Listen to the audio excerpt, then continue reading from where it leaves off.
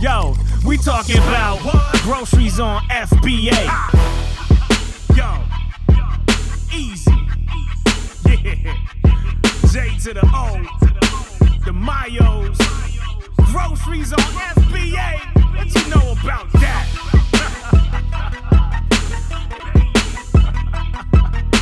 Step your game up, suck it. They're referring to as like the mass sellers to sell out and then sell theirs, or should they do exactly what Jamie is doing and lower their price and kind of go to the 30% just to start selling? So I think that answering that would answer a couple of the private messages in the group. I think that's what they're asking as well. Do you think that's the best strategy? Yeah, well, like I said, it depends on the rank. It's not a, there's not one answer. So, it depends on the rank and how much you have in stock and how fast the item's selling. So if it's 50 or 60,000 ranked and you have 100 of them, then of course you have to drop the price. But you have to figure how many you're going to be able to sell. You have to look at, the sales volume. If you're using something like one of the tools that'll tell you, how many selling per month, or you can figure it out, watching some of my videos that I've shown you how to use Keepa and tools like that to find out what the, what your sales velocity is. So if you just, it takes a little work, but, the more you do it, the easier it is to just figure out, what a 30,000 rank is selling, per day. In each category, it's all going to be different, and it's always changing. And at the holiday times, everything's selling a lot faster. So what you've seen in summer, that rank is going to be selling a lot faster in the wintertime. Okay. So, your best bet is just, if you have a low ranking item, is to wait it out if you can afford to. Right. I think this rolls into Gail's question. So Gail has a question that says he uses a repricer and usually sets it to match the buy box, but watches his minimum price. He knows if the rank is right, he'll make his margins, but it also rolls into a couple of questions I have from, like, Kathy had asked in a PM to address during Black Friday sales and in Q4 month, if it's better to just allow the repricer to manage that, or should you really look closer on customizing your repricer than normal? Well, I really basically set it and forget it, because I'm, we're focused on sourcing. For the business side, we're more focused on, sourcing the new items, getting them in there, and let the repricer do its work. Of course, we set, maximums, which don't mean a whole lot, but, we set the minimums, what we want the minimum to be. Most of the time, I know that the item's not going to tank. Our repricer is set between $5 and $6 to default for the minimum. Of course, if we think it's going, we don't want it to sell for that, or we think it could ever get that low, then we set our own, we set a custom price for that individual item. But for the most part, we're just using blanket defaults for most items. That might not work for other people's businesses, but we have about 2,500 different SKUs, so, it's hard to set them for each one. And usually it never gets close to that. So, if you have an item that's selling for $50, you can be pretty sure that the price is never going to hit $5. So for the most part, the regular items, we just let it do its own work. It's not going to go down to the minimum. It's not, most of that stuff's not going to happen. But, if we have a specific item that, is selling for 20 and we don't want it to go under 15, of course, we'll set, the minimum to 15. But once it does that, we're not going in there and double checking prices. What we do though is we keep a close eye on our sales. So I'm constantly checking our pending sales. to see when items sell if it's something that I don't want it to sell for. So I do check that several times a day. So if an item is selling for too low, or I see a certain item selling a lot, then then I may go and adjust the repricer to where I need it to be. Okay. I think that Kelly, kind of off topic, has a great point. I've actually seen it brought up in the group, not on Black Friday, but just often. So Kelly says that she knows that, don't worry about monthly storage fees, that whole ideal, but she does want to understand it better. So if she sells a lot of seasonal products, Halloween costumes, snowsuits, blankets, things like that, I know a lot of people also ask about putting Easter baskets. So I think all this could roll in. She can store items on site, but if she could make better choices, she thinks she could understand it better to decide to let Amazon store it or herself. So I think that's actually a really popular question. That would be great to. This is the perfect time. Glenn, Jimmy, if you guys have something to add on to that, now's the time. But Sean, go ahead.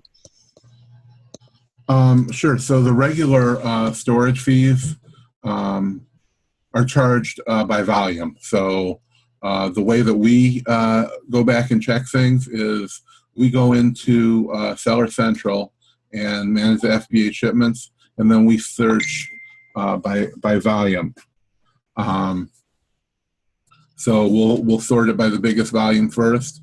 A lot of times we'll see a book, or we used to sell a lot of those plastic Halloween posters, that go over the windows. And occasionally they would be the actual unfolded size, which was 50 by 60 inches. So when a merchant fulfilled seller, it's kind of a shady way that they do things to fight against FBA sellers. Is what they do is they'll put the dimensions in wrong. So if they make something weigh 10 pounds instead of a pound, they're getting more of a shipping allowance, and then it's costing more for FBA sellers for storage. So the way storage works is you're charged by the volume. So if it's 51 cents a pound January through September, and 51 cents a cubic foot, and then 68 cents a cubic foot in Q4, October through December. And then oversized is 40 cents a cubic foot and 53 cents a cubic foot in Q4. So it's actually cheaper for the oversized items than it is for the regular items.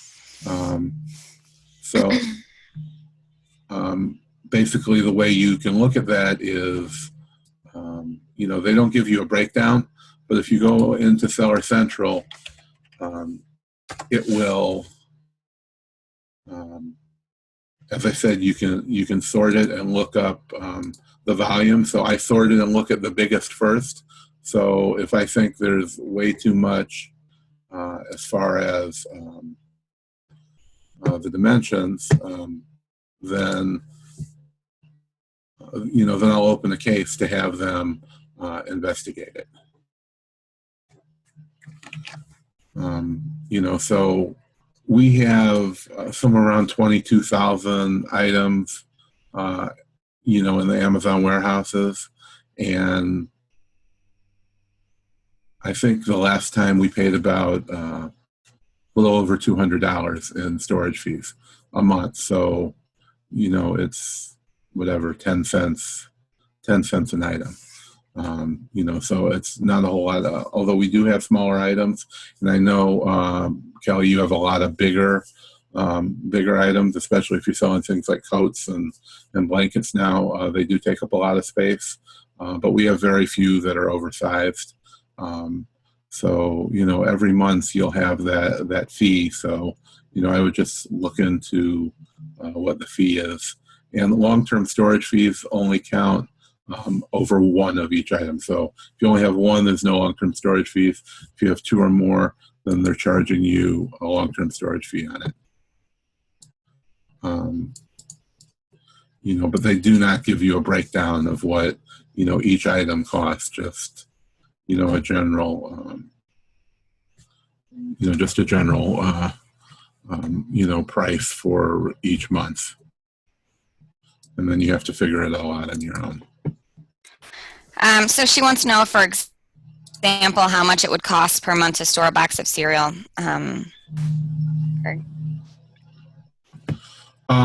Okay. Well, I mean, we can figure that out. So a box of cereal is probably about 3 inches by maybe 8 inches by 12 inches. So that's January. So it says it's 0.16667. So it comes out to $0.08, so 8 cents a month, and in Q4, 11 cents a month. And you can figure all that out on your own. I will post the link into the chat. You can go to that page, and it has all the information on it, and you can enter in dimensions, or you can enter in volume. And if you go to the FBA page, you can then take the volume out. For if you have an item already at the warehouse, just copy that volume and paste it into the calculator in there, and it'll tell you, the standard, or oversized fees.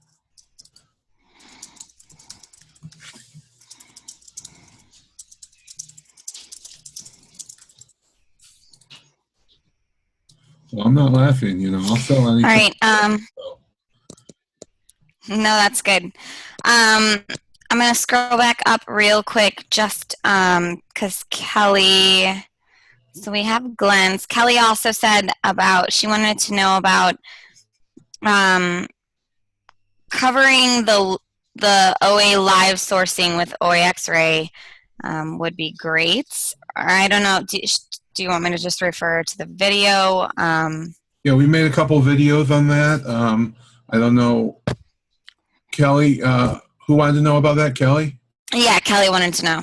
Okay, so, did she sign up with our link?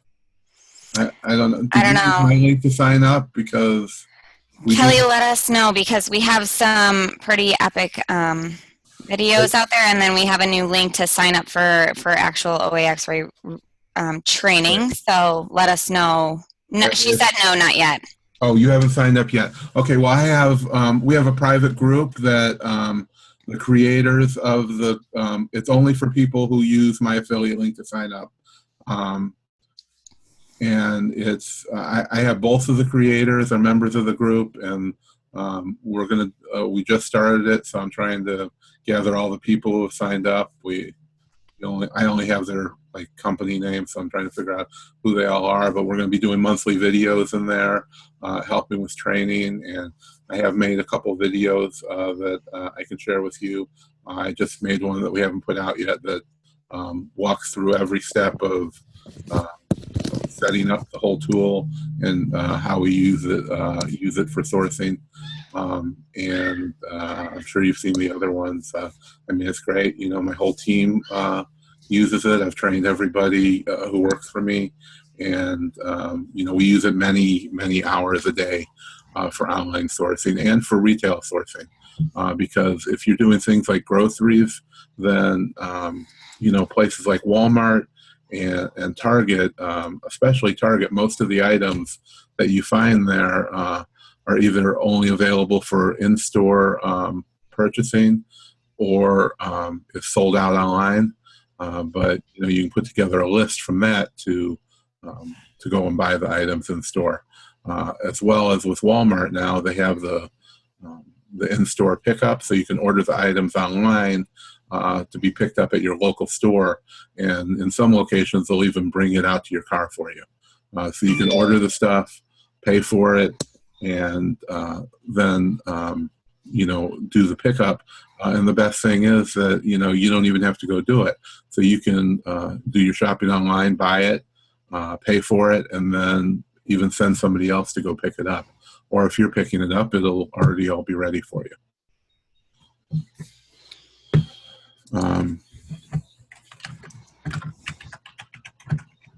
Build a special link. I'll post that in here, and it is $99 a month if you haven't used it yet. But we have I think a 6-day trial. It's usually 3 days, but it's doubled to 6 if you use our link. And I was planning on, if we had time to, do some live sourcing. If we get everyone else's questions answered using that, and then there'd be some free bonus for the video as well. Okay, perfect. Jimmy wants to know if we still use Be Cool for the repricer. Oh yes, definitely. He wants to invest in it at the end of Q4. The way he sees it, if he can't liquidate, then there's no money to source for more things, which is worse. So investing versus just playing it by ear, I think. It's the beginning of December now, so what's going on with that? I think there's always a free month, and I think we get an extended trial. So if you sign up now, it's going to be good till the end of the year anyway. You won't have to pay anything for it. And I think we have some codes, or you email them and tell them you're part of our group. Valerie can help you with that. But I mean, now is the time to be repricing because, especially in Q4, I always say that everybody should have a repricer and everybody should have some kind of listing tool.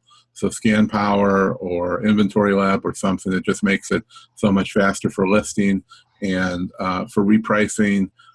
Manually repricing can take hours, even if you have a couple hundred SKUs. We have thousands, so it's definitely not an option. But most people think repricers is just to drop the price, but it's not. It also raises the price. So now when you're on a listing that has so much competition, some listings we're on have hundreds of different sellers. So when the seller cheaper than you sells out, and you were competing with him, now you're competing with the guy whose cheapest price might be $3 more. So you're losing $3 by not being right under his price. So that's what's good about having the repricer is always being competitive, not only with the guy lower, but the guy higher than you as well. And you can always change those settings. And, what we like the most about Be Cool is that when it's always going to do whatever it has to do to get you in the buy box, if your settings will allow it. So if it raises the price up, $2 loses the buy box, it's going to go down and then go up a couple cents and go up a couple cents, or go down, do whatever it has to do to keep that buy box and keep the closest difference in the price. Definitely check out Be Cool. I think it's the best thing on the market for the money. We've used many repricers out there, and some of them are $50 to $100 or more. But Be Cool is definitely, I think the best option for the money. They all basically do the same thing. Be Cool's the only one who's doing that constant price changing, around the buy box. But we've used lots of them, and I recently changed to Be Cool because. The price is just so cheap, $20 compared to I think what we were paying is $50, to do the same thing.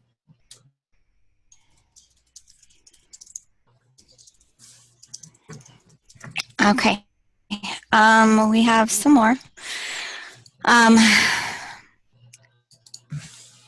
Sorry, I actually lost my my place. So Mario, I think, is the next one that we have. From there, he said, "What's your process for evaluating a wholesaler potential. He has an account, Grocery Ethnic. He thinks he got the price list, but not the UPCs. They claim they do not have it in one place.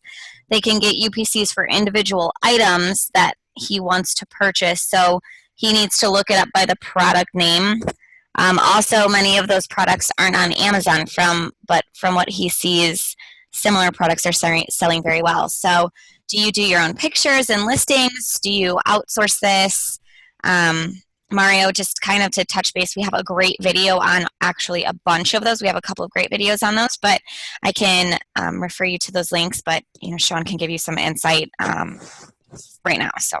We don't do a lot of wholesale, but Todd, he's traveling from the holiday, but, of course, we know about wholesale and, dealing with these. There's, I don't know if you've ever been in Scanner Monkey, but Jay Bain, who created Scanner Monkey, also has some tools. One of them is called Scan Sheets. And I believe it's about $9 a month. You don't have to be a Scanner Monkey member to have it. And, you can upload a spreadsheet, which you create yourself with just names, and it will match it to the listings on Amazon without a UPC or without an ASIN. So that might be something that could help you out with finding individual items, that aren't linked to UPCs. And as far as pictures, if you're creating a listing, you should always create your own pictures, because that's when they start doing the intellectual property violations on you, is when you're using an image that belongs to the manufacturer. So if you go to the manufacturer's website and pull the image from there, well, that's their intellectual property. But anybody's allowed to sell their product, no matter where you source it from, if you're buying wholesale or from an actual store. But you can't, steal their picture off of their website. So that's how Dunkin' Donuts was suing people. And, there's been a lot of other people who, they're not blocked from selling those items on Amazon. But, on the back end, the manufacturer is just going to sue you to stop you from doing it. Because, that's what they own. They own the physical images. So I think it's always best to take the images. If you're going to create a product, it sounds like you're just ordering from a regular distributor. If you're going to go through all that work, it's a lot of work to create a good listing. And Nate McAllister, he's in our groups, and I believe he has some discounts for doing that, but his regular price is $200 to create a single listing. I mean, there is literally a lot of work doing it. You got to get the right keywords. You got to get the right title and the right description, or that item is just going to flounder. I mean, there's tens of millions of listings in most categories now. So you really have to get it right to be able to get get a listing that's going to be up there, unless it's a big popular brand. If it's a big popular brand, then I usually wait for somebody else to list it for me. I guess I'm lazy in that regard, but if you think you have something that's going to sell, then I would always take my own picture, and the keywords is always hard to find. We use merchant words. I don't know if you've ever heard of that, but I think we've got some kind of ridiculous code for that, 70% off, I think. So it goes from $30 down to whatever it was, $6, $7 a month. And what they do is what they're doing is they're running a spider on Amazon and figuring out all the keywords. So you can enter in any kind of keyword, and it's going to tell you everything similar to it and about how many searches there is on Amazon. It's 70% off, just FYI. Sorry. So I think it's $9 a month, and I've been subscribed to that for years. I think I actually used Scanner Monkey's code because we didn't even have a code for them when I started. I've been using them for a couple years now, and it's really a great tool for finding your keywords. Yeah, we have a discount exclusive for Mastermind members that's 70% off forever. So rather than $30 a month, it's $9 a month. We have our own landing page, and they were actually featured at some of the conferences, the headlining conferences this year, just because they're doing so much in that respect. So, I can post that landing page as well. For you guys, that's right there, and that's what I'm just going to share my screen so you see a little bit of how we use it. So I just logged into the page, and it's so you can search for whatever you want. It has 40 million search terms,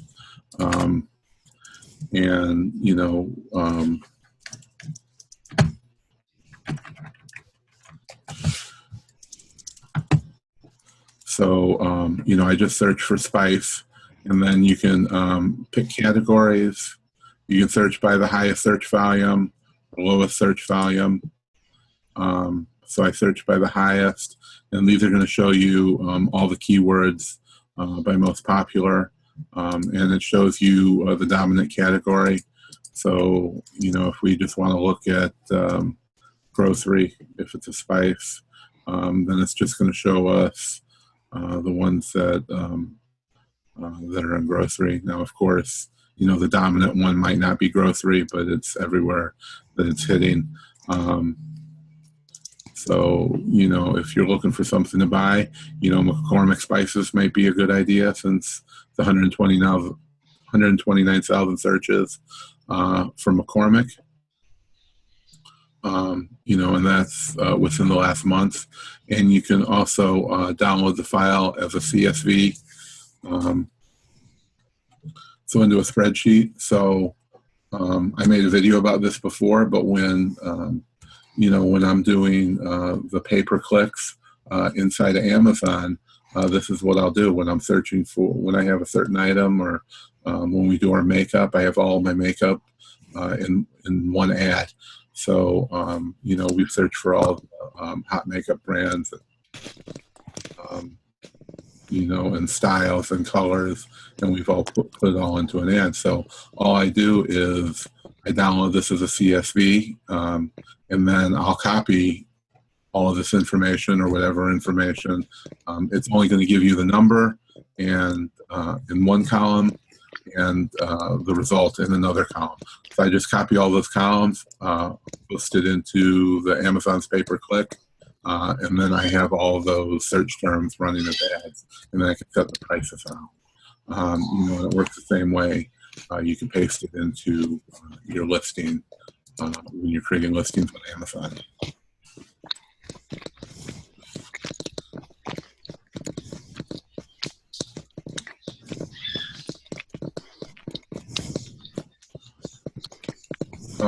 Okay, so we have a question. What is the best way to grow your business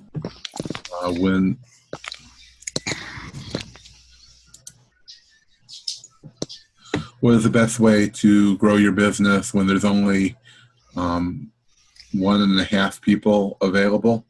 I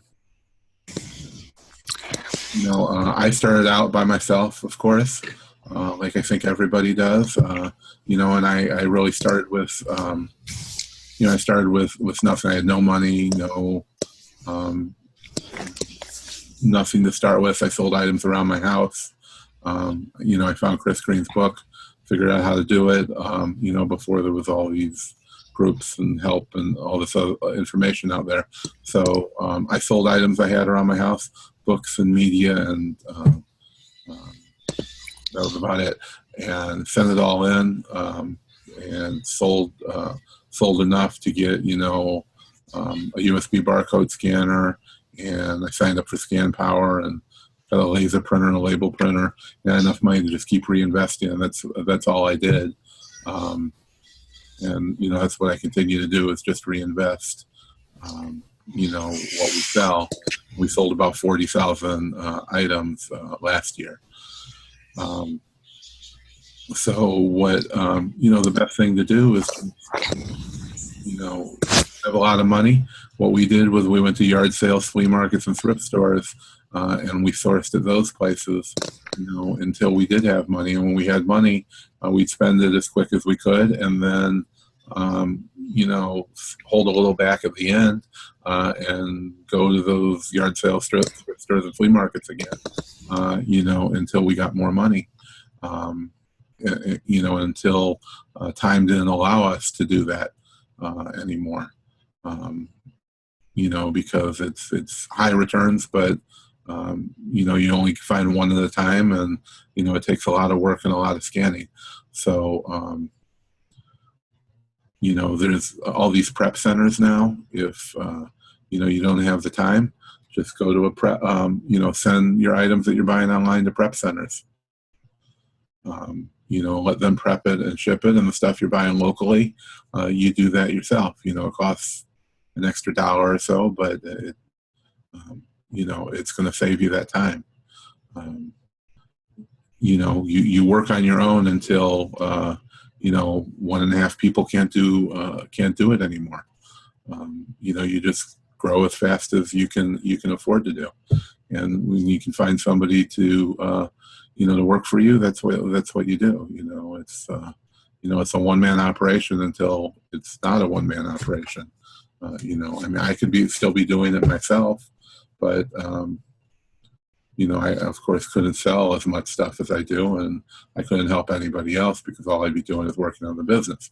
I'm lucky enough to have been successful enough that I can hire people to run my Amazon business for me, and I'm able to do what I prefer, which is go out and help people and teach them to do all the same things.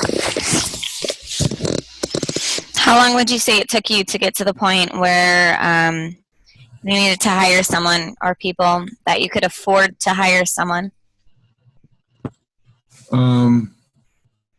It was probably at least a year. I started in August of 2012. I was lucky enough to have my family to be able to help me. So my wife helped me, and my parents helped me when they could, and my brother working for me now, and Chop liver over here. Right. Well, and Valerie is my niece, so, but she started working for me recently, but not on the actual Amazon business. And I have a few more people that work at my office and warehouse. So, I don't think it's when I needed to. I think it's when you can afford to, because until you hire somebody, you don't realize what a difference it makes to be able to hire somebody. Because as soon as you hire somebody, you're probably going to hire them to do the packing and shipping for you. You're going to have them prep things, take the labels off, maybe do the listing, which was like the last thing that I gave up was the actual listing of the items. But almost everything in this job is like a minimum wage job. Now I have people, for our sourcing group that are out, scanning barcodes, all day long. It's a minimum wage job, and I have a girl who's in college. That's all she does, and anybody can do that. Anybody can, scan an item and print a label and put it over a barcode, and anybody can take your packages and put them in boxes. So what you should really be able to focus on is the sourcing. Finding places to buy from, deciding what and how much to buy. I don't send somebody out with a credit card to go sourcing. I send somebody out with a barcode scanner, and a list is made of what they scan. Then I decide what to buy. And if you want to do wholesale, it's the same way. You want to be the one that's going to be deciding all that, while you have somebody else doing all the prepping and packing. So even if you're outsourcing and buying all day, you can have somebody in that warehouse, at the very minimum, cleaning the items up, taking stickers off if they need to be, and after you list it, pack those items into a box for you, or finding somebody that can do that job as well, which is, the listing and getting it, getting it all to Amazon. Because, packing boxes is really the lowest job you can do. And with your time, and all your experience that you've gained in this business, is it really, best put to use putting packages in a box and taping a box up and sending it, to UPS. I really can't believe that's what, any of us, dream to do, owning our own business, is packing boxes all day. But if, you're doing the whole job yourself, that's what you're doing. So, that's, the first job that you should want to get out of. And in the end, it's all about sourcing. Even my friend Sam Cohen is, doing the same thing I'm telling you to do. He's still in the warehouse every day, and he's in charge of finding, the items to source, while he has people listing and packing boxes and going on and buying the stuff he tells them to. And he's selling, he sold over $100,000 today on Amazon, and he sells about $10 million a year. And I know a lot of big sellers, and, this is what they're doing. So, it has to work if it's working. And that can work for a $10 million business, or, any size business, as long as you can afford to hire somebody. You don't have to hire somebody full time. If it's not Q4, we're packing boxes and we're sending them out, once a week, because that's the best use of your time. It takes time to start your box packing, and it takes time to finish finish for the day and put all those labels on. So if you do that every day, you're losing hours every week. If you do it once a week and consistently send your items every week, you're going to be saving, you're going to save hours over the course of a week. So that's what we do. We ship out once a week, so we save that time. And as long as it's consistent, you always have items being checked into the warehouse. So, you can hire somebody to come in a few hours, or a whole day once a week, and only cost you, $50 to $100 extra a week, to be able to knock all that stuff out, over a few hours, instead of messing with it every day. And you can spend the rest of your time sourcing however much time you have.